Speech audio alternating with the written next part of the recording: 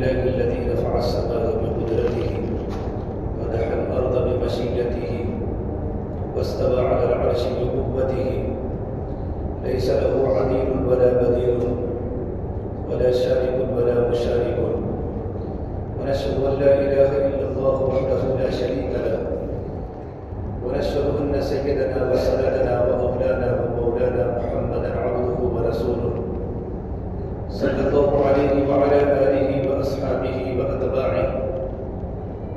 أما بعد فأعوذ بالله من الشيطان الرجيم. بسم الله الرحمن الرحيم.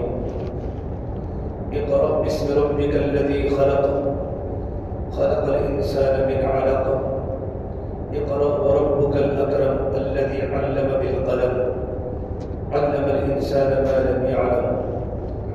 وقال النبي صلى الله تبارك وتعالى عليه وسلم خيركم من تعلم القرآن وعلمه. وقال النبي صلى الله تبارك وتعالى عليه وسلم من خرج في طلب علمه فهو في سبيل الله حتى يرجع. رواه مسلم أو كما قال النبي صلی اللہ تبارک و تعالی علیہ وسلم. میرے محترم پیارے بھائیوں، اللہ تبارک و تعالی نے محمد عربی صلی اللہ تبارک و تعالی علیہ وسلم کو جو دنیا میں بھیجا ہے، تو آپ صلی اللہ تبارک و تعالی علیہ وسلم کے بھیجنے کے مقاصد ہیں. قرآن کریم میں اللہ تبارک و تعالی نے بطور احسان کے ذکر کیا ہے لقد من اللہ علی المؤمنین اذ بعث فیہم رسولا، کہ اللہ تبارک و تعالیٰ کا اپنے بندوں پر بڑا احسان ہے کہ اللہ تبارک و تعالیٰ نے تم ہی کے اندر سے یعنی انسانوں میں سے ہی رسول بھیجا. اگرچہ آپ صلی اللہ تبارک و تعالیٰ علیہ وسلم کی ذات ہم جیسے انسانوں سے بڑی ہے، افضل البشر ہے، کہ امام الانبیاء ہے، سرتاج الاولیاء ہے، لیکن چونکہ نبی اگر انسان ہوگا تو انسان سے فائدہ اٹھا سکتا ہے، فرشتے سے کوئی انسان فائدہ نہیں اٹھا سکتا. پڑھانے والا کوئی جنات ہو اور پڑھنے والے جو اسٹوڈنٹس کے کوئی انسان ہو تو فائدہ نہیں اٹھا سکتے. پڑھانے والا بھی انسان چاہیے، پڑھنے والا بھی انسان چاہیے. تو اللہ تبارک و تعالیٰ فرماتے ہیں انہی میں سے ہم نے رسول بھیجا. رسول کے دنیا میں آنے کے مقصد کیا ہے؟ یتلو علیہم آیاتہ ویزکیہم ویعلمہم الکتاب والحکمہ.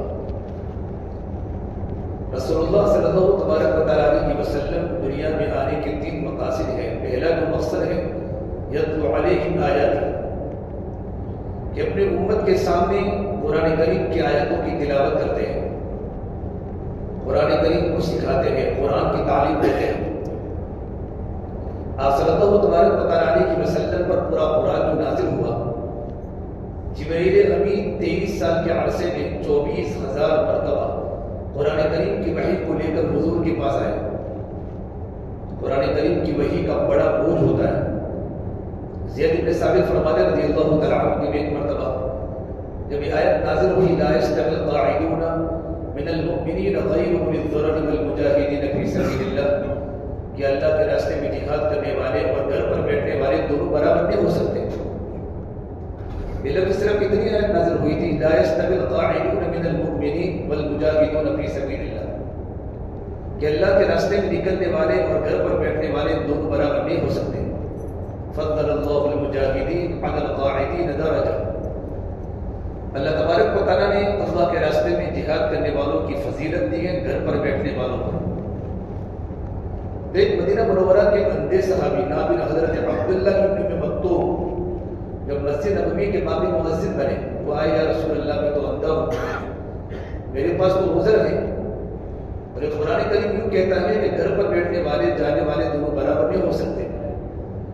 میرا تو شرعی عذر ہے کہ میرے تو آنکھوں سے نابینا ہوں، لیس لی قاعد، میرا کوئی قائد نہیں، راستہ بتانے والا نہیں، رہبر نہیں.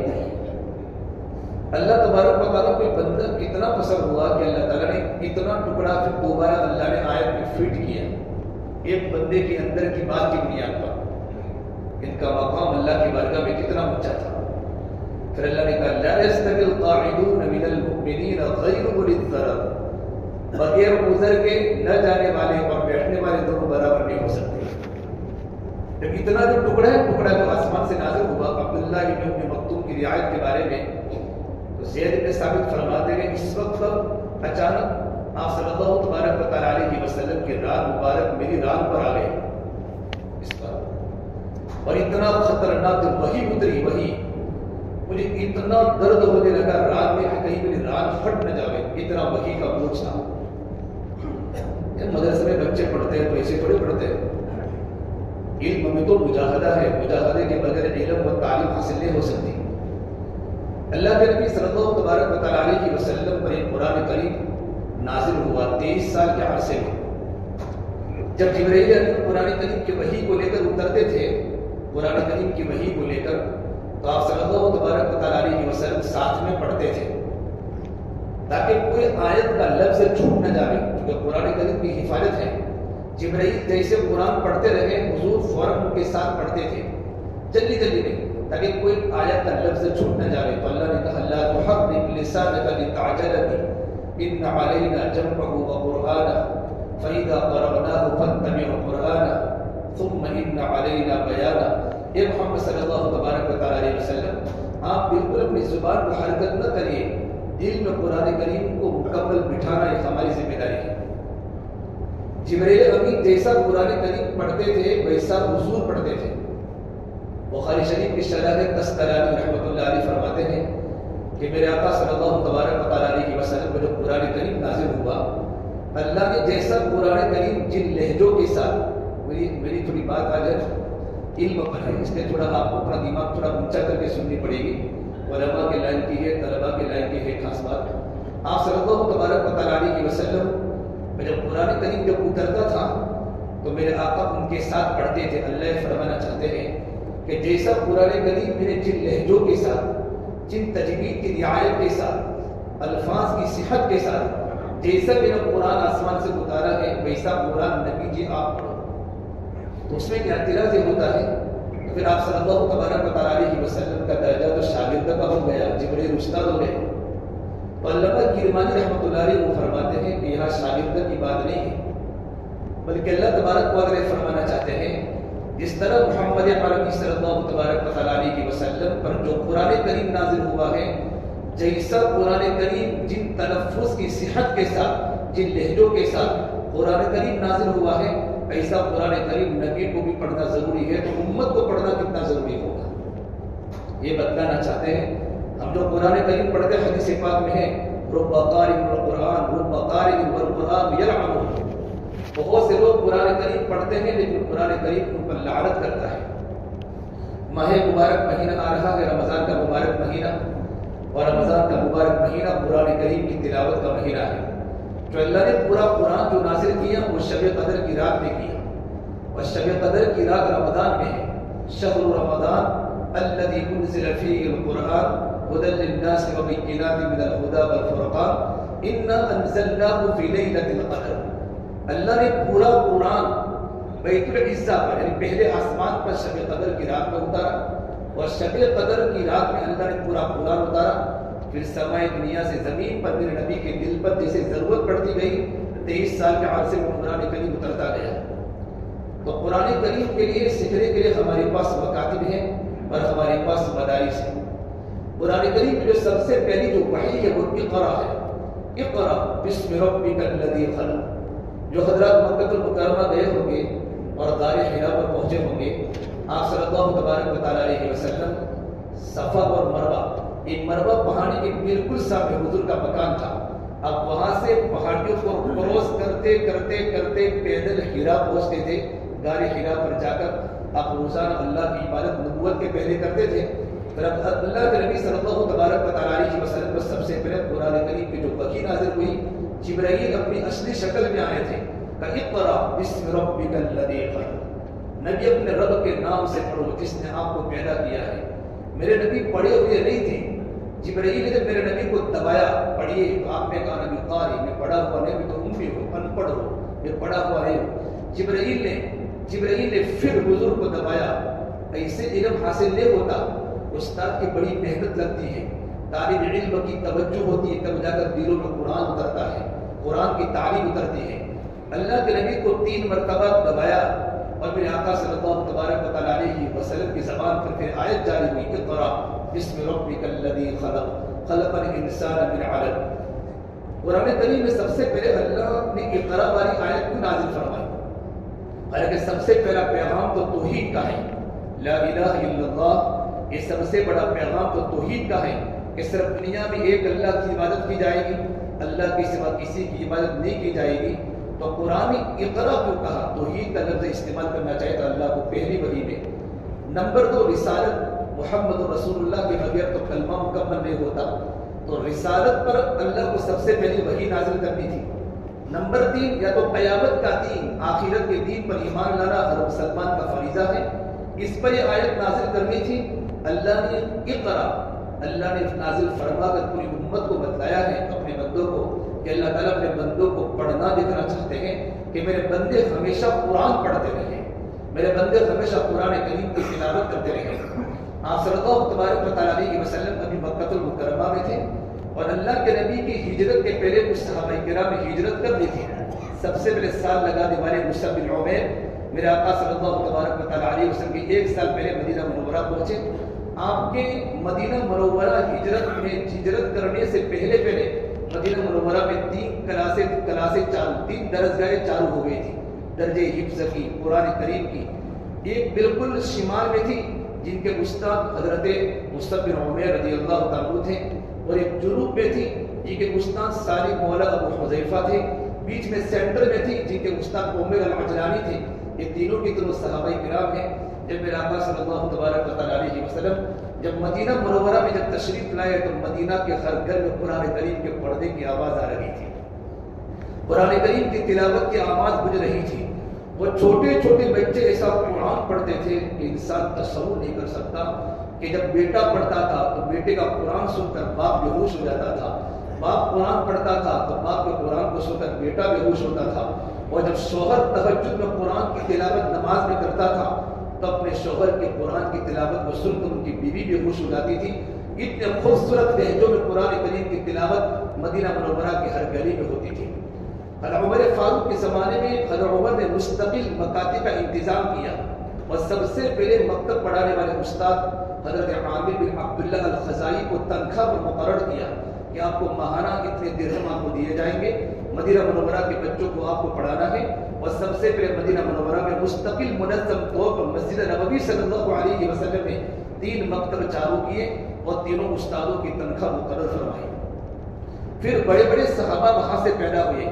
سب سے بڑی درجگاہ اصحاب الصفہ ہے، ابو ہریرہ وہاں سے نکلے، ابن مسعود وہاں سے نکلے، معاذ بن جبل امام العلماء وہاں سے نکلے، ابی بن کعب سب سے بڑے قاری وہاں سے نکلے، ابو موسیٰ اشعری اتنا اچھا قرآن پڑھا کرتے تھے۔ ایک بار اللہ کے نبی صلی اللہ تبارک و تعالیٰ علیہ وسلم نے ابو موسیٰ اشعری کا قرآن سنا تو آپ کی آنکھیں تر ہو گئی۔ آپ نے ابو موسیٰ اشعری دوبارہ قرآن پڑھو، اللہ نے مجھے تمہارے قرآن سننے کا حکم دیا ہے۔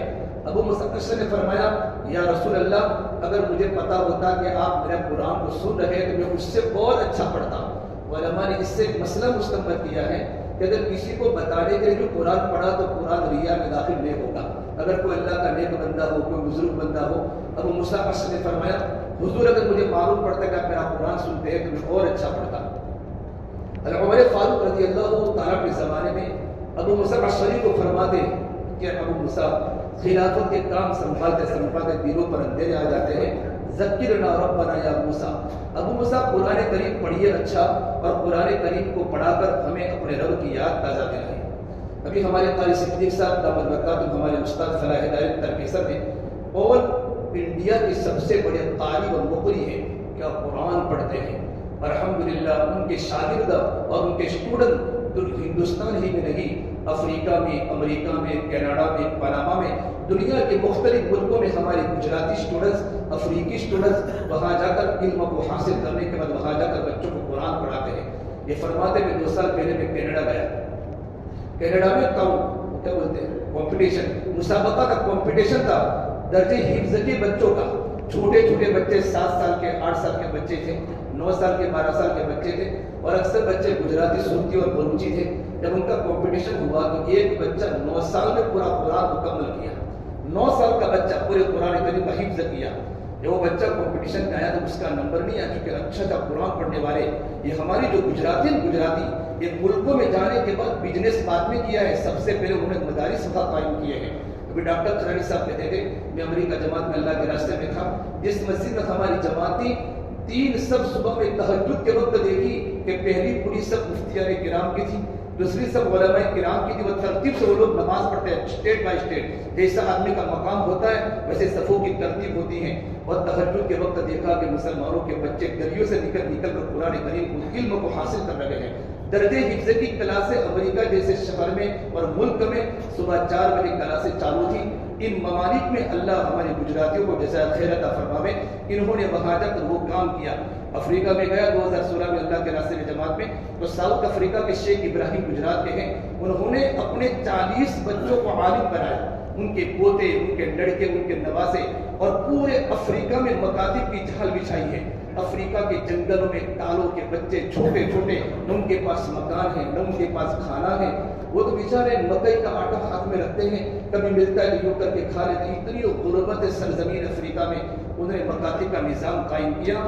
خالی پیسے نہیں لگائے بلکہ پیسے لگانے کے ساتھ مکاتب کو اچھی طریقے پر چلانے کے لیے اپنے بیٹوں کو ہی علماء بنایا. اور ان کے بیٹے پورے افریقہ کے اندر سالانہ پر رمضان کے پہلے ہر افریقہ کے چھوٹے چھوٹے دیہاتوں میں بعض جگہ پر تو گاڑیاں نہیں چل سکتی, سائیکلیں چل نہیں سکتی, اپنی گاڑیوں کو چھوڑ کر پیدل جا کر وہاں بچوں کے امتحانات کو لے رہے ہیں. اللہ نے بہت بڑا کام تعلیم کا دیا ہے. تو قاری صاحب فرماتے اس بچے کا نمبر نہیں آیا. جب دوسری مرتبہ کمپٹیشن ہوا تو اس کا نمبر نہیں آیا. جب تیسری مرتبہ جو بچہ 11 سال کا ہوا تو ہم پہنچے وہاں کینیڈا میں, تو اس بچے کا پہلا نمبر آیا. تو اس کے والد صاحب نے کہا کہ قاری صاحب میں اپنے بچے کو کمپٹیشن میں نمبر اول پوزیشن پر لانے کے لیے میں نے 450 جگہ سے قرآن کریم الگ الگ جگہ پر سوالات کیا ہے. اور قاری صاحب فرماتے تھے جو بچہ جب قرآن کریم کو پڑھتا تھا قرآن کریم, تو جب اس کو آیت پوچھی وَمِنَ النَّاسِ مَن يَعْبُدُ اللَّهَ عَلَى حَرْفٍ, تو پہلے یہ کہتا یہ 70واں پارہ ہے, اس طرح کا رکوع ہے, سورت کا رکوع یہ ہے, آیت کا رکوع یہ ہے, یوں کر کے پھر قرآن کریم کی تلاوت کو پڑھتا تھا. اول پوزیشن پر کامیاب ہونے کے بعد فرمایا 2013 میں گئے تو بچہ گجراتی پورا بخاری شریف کا حافظ ہے. بخاری شریف ہندوستان کے کوئی علماء کرام حافظ نہیں ہو سکتے, یہ ہمارے یہاں کا لڑکا کینیڈا میں پورا بخاری شریف کا حافظ ہے. پھر عراق کی سب سے بڑی کتاب شاطبیہ, جن کو لکھنے والے جو قاری تھے جو نابینا تھے, جن کو پوری بخاری حفظ تھی, جن کو پوری مسلم حفظ تھی. اور اللہ کے نبی صلی اللہ تبارک و تعالی علیہ وسلم نے خواب میں آ کر فرمایا کہ جو شاطبیہ کتاب کو صرف اپنے گھر میں رکھے وہ جنت میں داخل ہوگا. اتنے بڑے مصنف کتاب کو لکھنے والے 1116 صدی کی کتاب عربی میں اشعار ہے, اس بچے نے زبانی کر لی. 16 سال کی عمر بخاری کا بھی حافظ ہے, شاطبیہ کا بھی حافظ ہے, قرآن کریم کا حافظ ہے. ایسے ملکوں میں قرآن کریم کے پڑھانے کا ایسا ماحول ہے کہ بچپن سے ہی ماں باپ اپنے بچوں کو قرآن کریم کو پڑھاتے ہیں. زمان علی میں نبی رحمۃ اللہ فرمایا کرتے تھے اگر اپنا آئندہ اپنی نسل کو اگر ایمان باقی رکھنا ہے, اور اگر اپنے آئندہ نسل کو اگر اسلام میں رکھنا ہے اور ان کو مسلمان بنانا ہے, تو جگہ جگہ پر جس طریقے پر ہم اسکولیں قائم کرتے ہیں, مسجدیں قائم کرتے ہیں, اس سے بھی زیادہ مکاتب کا قیام ضروری ہے. مکاتب کے قیام کے بغیر ہمارے بچوں کی تعلیمی تربیت نہیں ہو سکتی اور ہمارے بچوں کے صحیح عقائد نہیں ہو سکتے. پھر فرمایا آج ہمارے محلے میں اگر کوئی انسان اگر اپنے بچے کو اغوا کرنے میں اور اپنے بچے کا اپہرن کرنے میں پورے محلے میں شور ہو جاتا ہے, ہو سکتا ہے فساد برپا ہو جاوے. حضرت فرمایا بمبئی کی کونسل میں بات فرمائی بڑے بڑے فلاسفوں کے سامنے آج ہمارے بچے گیروں کے لقمے بن رہے ہیں, ہمارے بچوں کے عقائد بگڑ رہے ہیں, ہمارے بچوں کی ذہنیت تبدیل ہو رہی ہے, لیکن ہمیں اپنے بچوں کی تعلیم و تربیت کی کوئی فکر نہیں ہے کہ میرا بیٹا قرآن کریم کو صحیح تجویز سے پڑھے. میرے بھائیوں قرآن کریم بھی کہاں بہت سے قرآن کریم کے پڑھنے والے قرآن کریم ان پر لعنت کرتا ہے. اس لیے ہماری ذمہ داری خود بھی قرآن کریم کو صحیح طریقے پر سیکھنا اور اپنے بچوں کو قرآن کریم سکھانا. حضرت عمر فاروق کے زمانے میں ایک دیہات سے سفر کرتا کرتا مدینہ منورہ پہنچا اور کسی عالم کے پاس مکتب پڑھنے نہیں گیا بلکہ کسی اور جگہ پر چلا گیا جو عالم دین نہیں تھے. اور قرآن کریم کی آیت ہے ان اللہ بریء من المشرکین ورسول, اللہ تبارک و تعالیٰ اور اس کے رسول مشرکین سے بری ہے, اللہ بھی بری ہے, اس کے رسول سے بھی بری ہے. لیکن پڑھانے والا چونکہ عالم نہیں تھا تو اس نے کیا پڑھایا ان اللہ بریء من المشرکین ورسول, اللہ تبارک و تعالیٰ مشرکین سے بھی بری ہے، نعوذ باللہ نبی سے بھی بری ہے۔ تو دیہاتی اس طرح قرآن پڑھتا لگا اور یوں کہا اللہ جس سے بری میں اس سے بھی بری، اللہ اگر رسول سے بری ہے تو میں بھی رسول سے بری ہوں، اللہ مشرکین سے بری ہے تو میں بھی مشرکین سے بری ہوں۔ لیکن رفتہ رفتہ ایک بات جب مدینہ منورہ کی مرکز جو تعلیمی مرکز سینٹر تھا، جب یہ بات وہاں پہنچی، حضرت عمر فاروق نے اس دیہاتی کو بلا کر پوچھا کہ بھی تم اس طرح کا قرآن کیوں پڑھتے ہو؟ تم اللہ کے نبی صلی اللہ تبارک و علیہ وسلم کے بارے میں بیزاری کا اعلان کیوں کرتے ہو؟ یہ اس طریقے پر پڑھا ہے۔ اور عمر نے اس کو بلا کر ڈانٹا کہ قرآن کریم میں ورسول ہی نہیں ہے بلکہ ورسولہ ہے، تم نے پیش کی جگہ پر زیر پڑھ لیا، پورا معنی بدل گیا۔ براءۃ من اللہ ورسولہ بریء من المشرکین ورسولہ، کہ اللہ تبارک و تعالیٰ اس کے رسول مشرکین سے بری ہے۔ فیض المومنین نے تمام مدینہ منورہ کے مفتیان کرام کی کمیٹی بلا کر کے اعلان کیا کہ صرف ہمارے مدینہ منورہ کے بچوں کو لا یقرؤ القرآن الا عالم باللغۃ العربیہ، ہمارے بچوں کو وہی انسان قرآن کریم پڑھائے گا جو قرآن کی لغت کو جانتا ہو اور قرآن کریم کا عالم ہو، جو مدرسے میں رہ کر مستقل قرآن کریم کا کورس کیا ہو۔ اسے میرے بھائی ہم سب کی ذمہ داری ہے، ہم قرآن کریم کی تلاوت تو کریں، اچھے طریقے پر تلاوت کریں، اپنے بچوں کو اچھی تلاوت کرانے کا عادی بنے۔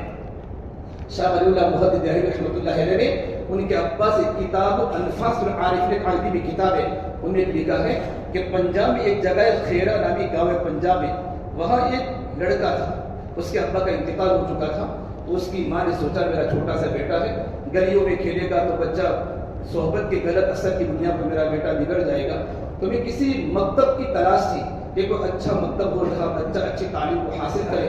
بہت سی جگہوں پر مدرسے چلتے ہیں لیکن ہر جگہ پر تعلیم اچھی نہیں ہوا کرتی، بہت سے لوگ گھروں میں آپاؤں کے پاس پڑھاتے ہیں اور ٹیوشن کے تو اتنے عادی ہو چکے ہیں کہ ٹیوشن کی بنیاد پر ہماری بچوں کا علم برباد ہو چکا۔ جب تک بچہ مدرسے کی چار دیواری میں دوسرے اسٹوڈنٹ کے ساتھ اور دوسرے طلباء کے ساتھ بیٹھ کر نہیں پڑھتا تب تک بچے کو علم کامل کبھی نہیں مل سکتا۔ صحبت چاہیے تمام طلباء کی، استاد کے سامنے بیٹھنا چاہیے، ایک دو بچوں میں وہ پڑھانے کا لطف نہیں ہوتا جو پوری کلاس میں ہوتا ہے، کسی کے نگرانی میں مکتب چلتا ہے، ان کا ایگزام ہوتا ہے، ان کا امتحان ہوتا ہے، ان کا نتیجہ مرتب ہوتا ہے، 6 ماسک امتحان میں والی کے پاس پہنچتا ہے، ٹیسٹ کے پاس پہنچتا ہے، معلوم پڑتا ہے مدرسے کی تعلیم ترقی پر ہے یا تنزلی پر ہے، ایک ایک بچے کی مدارس میں نگرانی ہو رہی ہے۔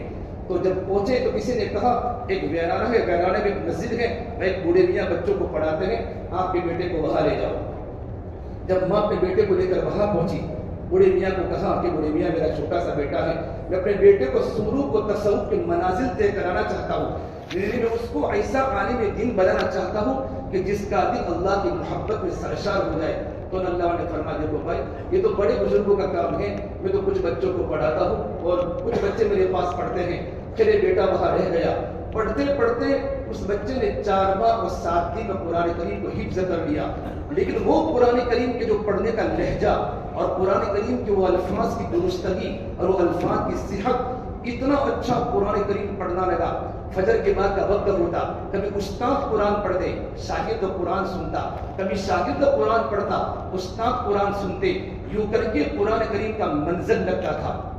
ایک بار استاد قرآن کریم کی تلاوت کر رہے تھے، فجر کے بعد آنکھیں بند کر کے اللہ کی محبت میں، اور ان کا شاگرد چھوٹا سا لڑکا قرآن کریم کو سن رہا تھا۔ شاہ ولی اللہ محدث دہلوی رحمۃ اللہ علیہ سب سے پہلے ہندوستان میں حدیث کو لانے والے، یہ اپنے ابا سے انفاس العارفین میں واقعہ نقل کرتے ہیں کہ قرآن کا دور چالو تھا، اچانک کچھ روحانی انوارات کے لوگ وہاں آئے، ان کے چہروں پر تر و تازہ نور ٹپک رہا تھا، برابر کلام پاک کو سننے لگے۔ استاد قرآن کریم کو پڑھ رہے ہیں، پھر جب قرآن کریم مکمل ہونے کی دیر تھی تو امیر قافلہ نے کہا بارک اللہ ادیت حق القرآن، اللہ آپ کی زندگی میں علم میں برکت دے، آپ نے تو قرآن کریم کے پڑھنے کا حق ادا کر دیا۔ اتنا کہنا تھا، پھر وہ تو قافلہ چلا گیا۔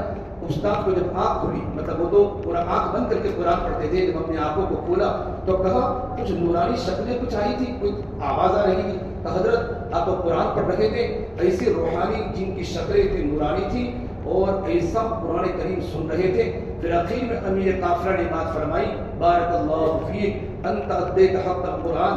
ابھی استاد و شاگرد ابھی بات کر ہی رہے تھے کہ ایک نورانی چہرہ شخص وہاں تشریف لایا، اور کہا کہ تم نے اللہ کے نبی صلی اللہ تبارک علیہ وسلم کو دیکھا اور اللہ کے نبی کے صحابہ کو دیکھا تو بیٹا من مین کا تم کون ہو؟ کیا علی المرتضی کہ کل اللہ کے نبی صلی اللہ تبارک علیہ وسلم فرمایا تھا کہ بیراری میں استاد اور شاگرد اتنی محنت قرآن کریم پر ہو رہی ہے اور ایسا قرآن کریم پڑھتے ہیں کلم کا قرآن سننے کے لیے جائیں گے لیکن میں تھوڑے سے کام کی بنیاد پر پیچھے ہو گیا. یہ کہ قرآن کریم کے پڑھنے والے کی فضیلت اور اللہ کے نبی کی حدیث ہے ایک گانا بجانے والی عورت کا اس کا مالک جس طریقے پر لونڈی گانا بجانے والے کا گانا نہیں سنتا جو قرآن کریم کو اچھا پڑھتا ہے اللہ کان لگا کر اپنے بندوں کا قرآن سنتا رہتا ہے.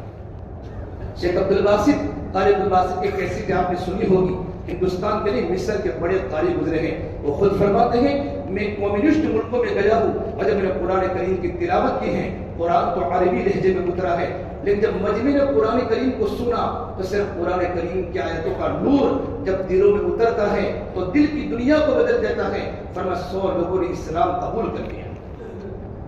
بھائیو ہم قرآن کریم پر توجہ دیں. مولانا علی ندوی رحمۃ اللہ علیہ نے فرمایا اگر ہندوستان میں اگر اسلام کو باقی رکھنا ہے جس طرح دنیا کی تعلیم کو ہم نے مقدم کیا ہے سب سے پہلے دینی تعلیم کو مقدم کرنا پڑے گا. بلکہ ابھی مولانا ابراہیم صاحب دیولا دعوت برکاتہ ہمارے بزرگوں میں ہے سارے رمضان میں گزشتہ جمبوسر کی خانقاہ میں فرمایا کہ مجھے اب تو مسلمان بچوں کے عمل کی فکر نہیں ہے کہ مسلمان کے بچوں کی عمل کی کمزوری ہے نماز کم پڑھتے ہیں ذکر کا مسئلہ ہے قرآن کریم کو ہاتھ نہیں لگاتے. مجھے تو ان کے عقیدے کا مسئلہ ہے ان کے ایمان کا مسئلہ ہے کہ آج غلط موبائل میں آپشن کی دیکھنے کی وجہ سے بہت سے مسلمان بچوں کے ایمان کا ہی مسئلہ ہے. اب یہ بات چل رہی تھی پھر ایک قاری نے فرمایا ہم دسترخوان پر صبح میں سحری کر رہے تھے اس ملک کے عالم ہے جو ملک 100% اسلامی ملک ہے وہاں کوئی کلچر تو ہو سکتا ہے لیکن وہاں کوئی غیر انسان وہاں موجود نہیں ہے. تو اس مولوی صاحب نے فرمایا میں جس کلاس میں بچوں کو پڑھاتا ہوں ایک بچے کے سامنے میں نے جنت اور جہنم کو کھولا تو 14 سال کے بچے نے کھڑے کر فرمایا مولوی صاحب ان باتوں کو بند کرو تم 1400 سال سے جنت اور جہنم کی جھوٹی کہانیاں سنا کے تم نے ہمارے ذہنوں پر فانب ڈال دیا ہے. نہ جنت ہے نہ جہنم ہے مرنے کے بعد کوئی انسان کا کوئی مسئلہ نہیں ہے. یہ مسلمان بچوں کے عقائد کا مسئلہ ہے. میرے بھائی ہمیں پتہ نہیں ہوتا اس لیے ہماری ذمہ داری ہے اپنے اسکولوں کا نصاب بھی تعلیمی ہو. سب سے پہلے اگر اسلام کو بچانا ہو تو اپنے بچوں کو مکاتب کی طرف توجہ دینی پڑے گی. ہمارے بیٹے حافظ قرآن بنے. یہ سلطان محمود بیگڑا ہمارے بروڑا کا بادشاہ گزرا ہے ہندوستان کا. جب رمضان میں ایک استاد عشاء کی تراویح کے بعد یہ بات کہی کہ جس نے اپنے بیٹے کو حافظ قرآن بنایا کل قیامت میں اللہ تبارک و تعالیٰ اس کو ایسی 10 جنت کی ٹکٹ دے گا کہ جن 10 لوگوں پر جنت حرام ہو چکی ہوگی وہ حافظ قرآن ان تمام کو گن کر جنت میں داخل کروائے گا. تو سلطان محمود بیگڑا اس زمانے کے مالدار سرمایہ دار بادشاہ ہونے کے باوجود دل میں قرآن کریم کے علم کی عصمت تھی. آخر کر فرمایا میری نسل میں کوئی حافظ نہیں ہے. یعنی کتنا ایسا مجمع ہوگا جن کی پوری نسل میں کوئی عالم نہیں جن کی پوری نسل میں کوئی حافظ قرآن نہیں. کاش میرا بیٹا حافظ ہوتا یا میرا پوتا حافظ ہوتا. اتنی تو امید آخرت میں ہوتی کہ کوئی میری آخرت میں سفارش کراتا. ان کا بیٹا وہاں سن رہا تھا عمران ان کا بیٹا وہاں سن رہا تھا. اچھا میرے بیٹے کی یہ تمنا ہے. وہ سیدھا بروڑا گدی پر پہنچا اور رات کا عشاء کا وقت ہوتا تھا. حکومت کے کام کے کرنے کے بعد عشاء کے بعد قرآن کریم کو پڑھنا شروع کیا. سلطان محمود بیگڑے کو پتہ نہیں اور 2 سال قرآن کریم پڑھتے پڑھتے آنکھیں لال لال ہو گئی سرخ ہو گئی. اطباء کو بلایا گیا ڈاکٹروں کو کہ کون سی بیماری ہے. اطباء نے کہا کوئی بیماری نہیں ہے. قرآن کریم کے پڑھنے کی بنیاد پر پوری رات جاگنے کی بنیاد پر کم نیند کے ملنے کی بنیاد پر آنکھیں سرخ ہو چکی ہے اور 1.5 سال میں قرآن مکمل کیا. آئندہ رمضان آیا کہ ابا جی اب تو محراب ہم سنائیں گے کہ کون کہ میں کہ تو کہاں حافظ ہے کہ میں حافظ قرآن بن گیا ہوں. اور 15 دن تک جب بیٹے نے قرآن سنایا سلطان محمود بیگڑا تراویح کے بعد کھڑے ہو کر فرمایا بیٹے تو قرآن کا حافظ ہے اس سے بڑی نعمت دنیا میں کوئی نہیں ہو سکتی. لہذا میں گدی سے نچوڑتا ہوں اب تو اس ملک کا اس علاقے کا بادشاہ تو بنے گا. بھائیو اپنے بچوں کو مکتب کی تعلیم دو. ادھر ادھر ٹیوشنوں کے حوالے بچوں کو مت کرو. الحمدللہ جگہ جگہ پر مکاتب کا نظام قائم ہے نگرانی میں ہو رہا ہے. اسی بنیاد پر ہمارے مدرسے کا الحمدللہ آج جلسہ بھی ہے اور مکتب کا بھی جلسہ ہے. اچھی تعلیم ہم دے رہے ہیں تربیت بچوں کی ہو رہی ہے اور 7 بچوں کا حفظ قرآن کی تکمیل بھی ہے. آج نے کل سنیچر کو ماشاءاللہ عشاء کی نماز کے بعد متصلاً مکتب کا بھی جلسہ ہے اور درجے حفظ کے تکمیل حفظ قرآن کے بعد جو دعا ہوتی ہے من ختم القرآن فلہ دعوۃ مستجابہ، وہ دعا اللہ کی بارگاہ میں قبول ہوتی ہے. آپ حضرات سے گزارش ہے کہ آپ لوگ تشریف لائیں، بچوں کا قرآن سنیں، بچوں کے مکالمے سنیں، آپ کو آنے پر بھی اجر ملے گا، بچوں کی حوصلہ افزائی ہوگی انشاءاللہ. اور اس کے بعد میرے بھائیو مستورات کا بھی مستقل نظام کے نیچے جو ہال ہے وہاں مستورات وہاں سنے گی ریڈی رکھی جائے گی، لیکن مرد اوپر آئیں گے. پروردگار عالم تمام پر علم سے محبت کرنے کی توفیق عطا فرمائے.